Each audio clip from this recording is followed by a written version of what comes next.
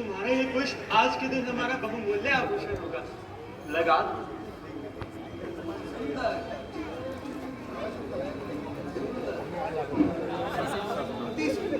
राणा कुमार, क्या तुम मेरा एक काम कर सकते हो?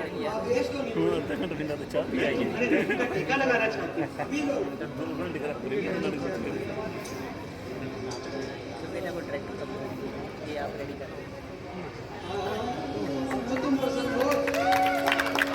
आज से तुम मेरे पति हो।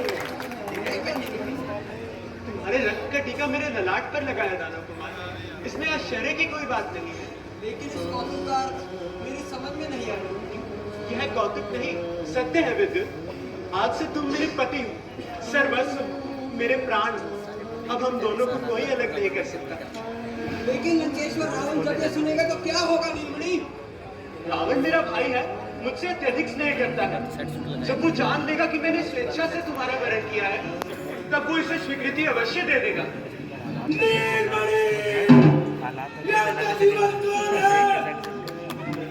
इसका उत्तर कोई युवक ही देगा। युवक, तुम कौन हो? कैसे तुम्हें अधिकार में नीलमणि का साक्षात्कार किया?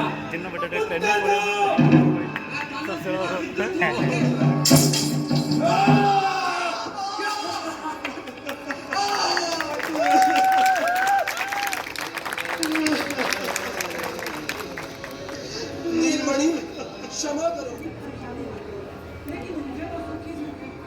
अब लगता है कि तुमने आकर मुझे जीवन दान दिया। यदि तुम ना होती तो मुझे और भी अधिक कष्ट होता। शुष्क मरुभूमि में तुम्हारी उपस्थिति से हर उपत्यका की अनुभूति होती है। ठीक है सीते।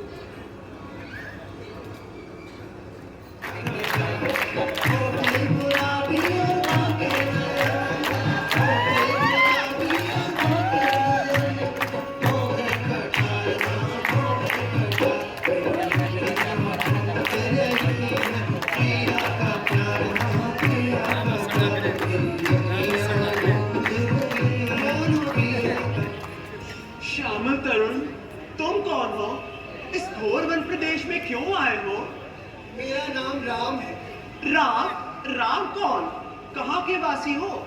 लगता है कि तुम इधर के रहने वाले नहीं हो। अपना परिचय दो।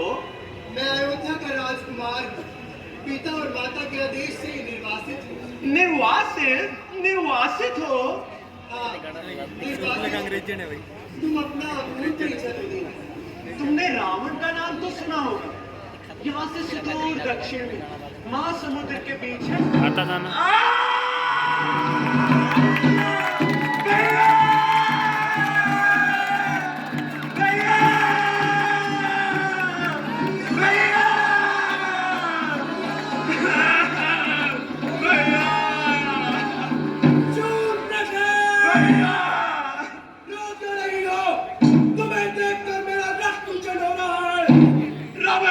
तुम्हारी दुलारी बहन का अपमान हुआ है। मेरी दशा देखो, इसका प्रतिशोध लो या मुझे आत्महत्या करने की अनुमति दो। नहीं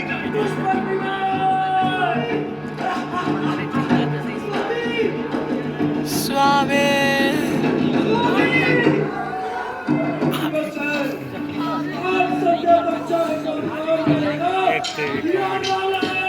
अब तक ये युद्ध का परिणाम तुम्हारे सामने उपस्थित है रावण। अबे ये देखते हैं ये क्या कर रहा है। क्या तो समझ आता लेकिन चुप नहीं सकता। वही अहंकारी हो तो एक स्त्री की ओर से छिपकर तुमने मुझसे शत्रुता की। यदि तुम्हें तुम्हारे साथ होता तो मुझसे सीधा युद्ध करते। मेरी पत्नी का ये हरण न करता। धनुष बोल गया था। अरे तो ऑब्जर्व कर, चार जने ठीक है, इन दोनों को बनता है। बाकी दोनों लेकिन लक्ष्मण ने उसके नाक कान काट दिए। तुम्हारी बहन मेरी पत्नी पर वार कर रही थी और फिर लक्ष्मण ने तो उसके कुछ कुर्ते की थोड़ी सी ही सलाह दी थी। पता ही है मैं भाई। तुम दोनों का पूरा दंड दूंगा। रावण, युद्ध क्षेत्र में वीर प्रलाप नहीं करते, लड़ते हैं। तुम्हारा उत्साह हैं?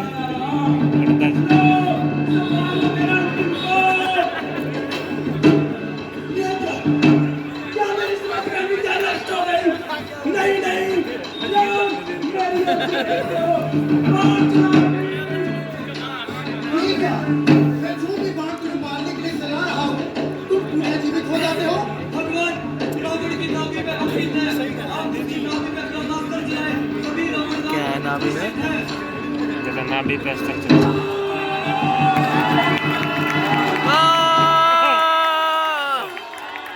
इतना तड़पा हुआ क्या रावण सोच के देख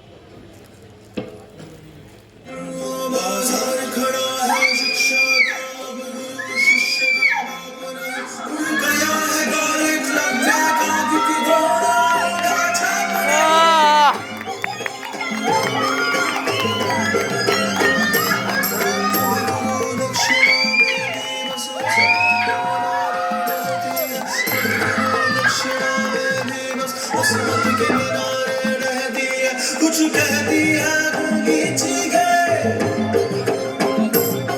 कुछ कहती है गूंगी चीखें।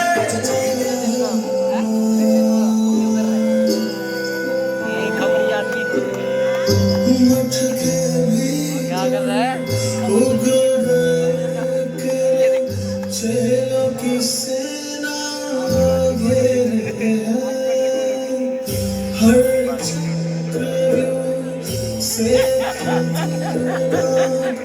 इन दिनों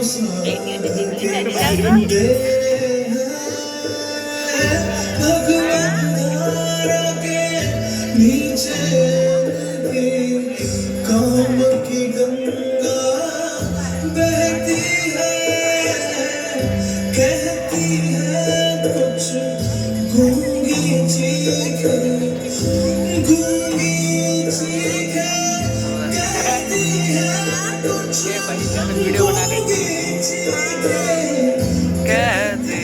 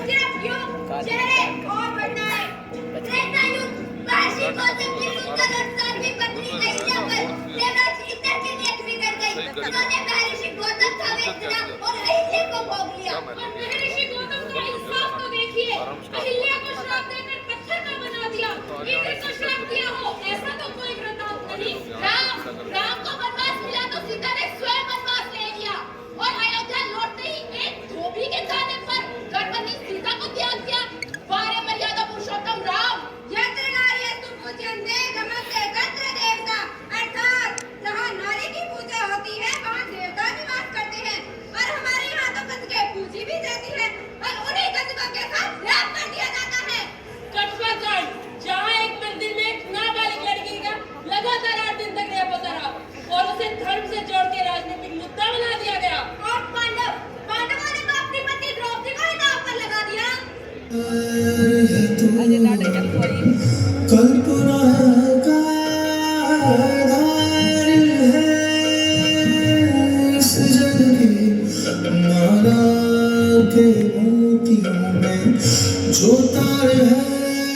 की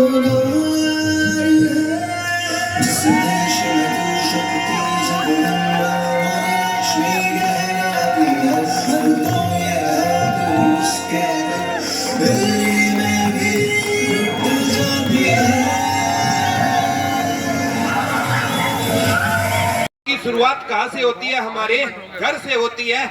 और आज के टाइम में ना अगर नारी ही नारी की दोस्त बन जाए तो ये घटनाएं समाज में कम हो जाएगी। आज के टाइम में अगर देखा जाए ना तो नारी ही नारी की सबसे बड़ी दुश्मन है। सुनकर अचंभा लगेगा, जब भी घर में बेटी का जन्म होता है ना, एक पिता ने कभी भी अपनी बेटी को बोझ नहीं माना। बोझ मानती है या तो ननंद मानती है जो खुद बेटी है। वही बात है।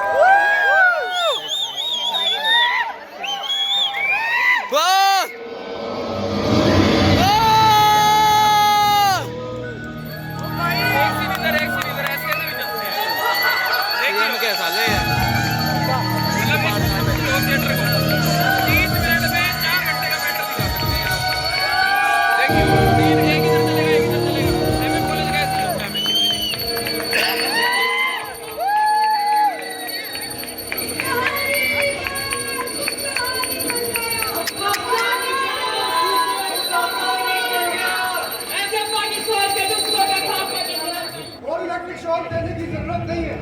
जी जी, अगर सब कुछ नॉर्मल रहा तो यही 72 घंटों की ऑब्जर्वेशन के बाद हम इसे डिस्चार्ज कर देंगे। तो ठीक है सर मंटू कहानियां सुना रहे मरीजों को।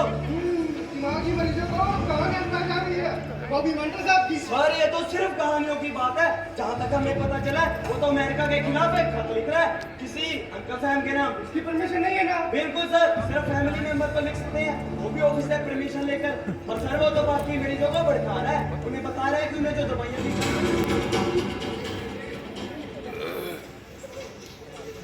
सफिया, मेरी किताबें, मेरे अफसाने। पुलिस वाले मेरे अफसाने ले गए और तुमने उन्हें रोका तक नहीं। साहब मैंने उन्हें रोकने की बहुत कोशिश की पर वे सर्च वारंट साथ लाए थे। धमकी देकर गए हैं कि आप फाहिश अफसाने लिखना बंद कर दें, इससे समाज पर बुरा असर पड़ता है। मैं समाज की चोली क्या उतारूंगा जो पहले से ही नंगी है। क्या बात है। मैं इसे कपड़े पहनाने की कोशिश भी नहीं करता क्योंकि ये मेरा काम नहीं। मैं क्यों करूं? आप लिखना छोड़ क्यों नहीं देते? हम कोई और काम कर लेंगे। मैं सांस लेना छोड़ सकता हूँ सोफिया, लेकिन अफसाने लिखना नहीं। आपको सिर्फ अफसानों की परवाह है, तुम्हारी नहीं। कम से कम अपने बच्चों के बारे में क्यों सोचिए? तुम जाओ यहाँ से, मुझे अकेला छोड़ दो। सारी हमदर्दी सिर्फ अपने किसानों के लिए निकालती है। उनके किसान का पोस्टमार्टम के लिए भेजो। Yes sir. Breaking news.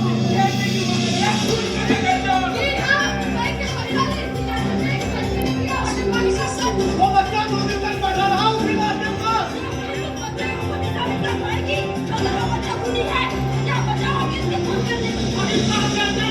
क्यों करते हैं बच्चे CCTV? शायद इसका मतलब ये है कि हम बच्चे मेरा नंबर है और उसके बिना मैं पब्लिश नहीं कर रहे। नाली के कंधे गिरे तुम, जिंदगी की कोई कीमत नहीं समझते। तुम जैसे दरिंदे ने हमारे बदन को मारा था। हमसे बहुत बड़ी गलती हो गई गायत्री। हमें इसे यहाँ लाना ही नहीं चाहिए था, इसे सड़ने देना चाहिए था जेल की सलाखों के पीछे। ये लड़का जानवर है और जानवर ही रहेगा। क्यों खोला तुमने दरवाजा? ये कमरा हमारे बाबा का है और ये खिलौना भी। छोड़ो इसे, मैंने कहा छोड़ो इसे, छोड़ यहाँ से।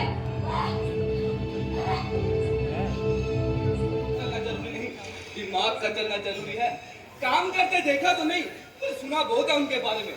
कहते हैं मुस्लिम को हाथ भी नहीं लगाती और यूं केस सॉल्व कर देती है। अरे वाह सर। उस बच्चे की तरफ बढ़ने वाले पहले कदम नफरत से भरे थे। वो बच्चा अपने बचपन से दूर था, जज्बातों से महरूम था। ना तो उसने कभी माँ की ममता महसूस की थी, ना ही बाप का लाड महसूस की थी, तो सिर्फ वहशियत। सुनो, खाना खाओगे? तो ठीक है, तुम्हें ये भी नहीं चाहिए होगा ना? पहले खाना खाओ। अरे, हो गया। देखो तो भागना मत, भागने की कोशिश भी मत करना। वो जो साइड में बैठा है ना, वो ना तो तुम्हें छोड़ेगी और ना ही मुझे। अरे कहाँ हो तुम? सुनो, सुनो, कहाँ हो तुम? अच्छा, यहाँ छुपे हो? बाहर आओ। क्या हुआ? गुड़गुड़ से डरते हो और बिजली से भी। ये देखो, अब तो बारिश भी आने लग गई।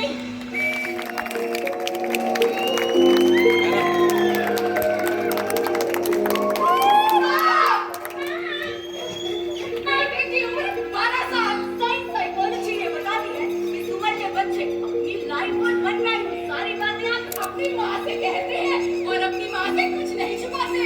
और अगर ऐसा होता और उस बच्चे के दिमाग में कोई अल्फाज आने लगते तो उसकी याददाश्त वापस आने के चांसेस है। और अगर ऐसा हुआ तो वो सारी बातें आप मुझे बता देगा। कोई बताएगा कैसे? उसकी तो जुबान कटी हुई है ना। बच्चा जब पेट में होता है तब भी बातें करता है और माँ समझती है, लेकिन ये बात आप नहीं समझोगे क्योंकि माँ बनना इतना आसान नहीं होता। मैं भी सोना चाहता हूँ तुम्हारी गोरी सुनकर। मैं भी दुनिया की हकीकत सामने रखना चाहता हूँ। तुम्हारा सिर्फ साथ चाहिए। मैं भी सारी चिंताएं दूर करना चाहता हूँ। तुम्हारी ओर में सर रखकर।